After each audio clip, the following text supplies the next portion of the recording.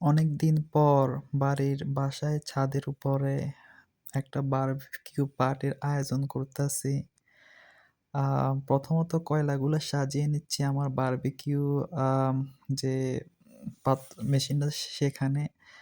আসলে এরকম রাতের অন্ধকারে বাড়ির ছাদের উপরে শীতের ভিতরে বারবিকিউ করার মজাটা কিন্তু অন্যরকম একটা আলাদা এনজয়টা কাজ করে। আম যদিও বাউস হিসাবে আমি আসলে সবকিছু হ্যান্ডেল করা লাগতাছে আমার। তো আগুন ধরিয়ে সবকিছু প্রস্তুত করে নিচ্ছি যাতে করে বারবিকিউটা তাড়াতাড়ি শুরু করা যায়। কিছুক্ষণ পর আম কয়লাতে আগুন ইনশাআল্লাহ লেগে যাবে। তো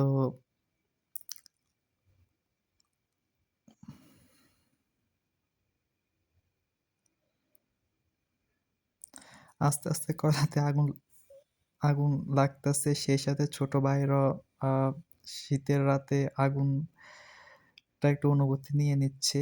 আগুনের তাপটা তাদের শরীলটা গরম করার জন্য। তো এট লিস্ট সবকিছু আয়োজন পরে আমাদের বারবিকিউটা হয়ে গেল। তো হয়ে যাওয়ার পর আমরা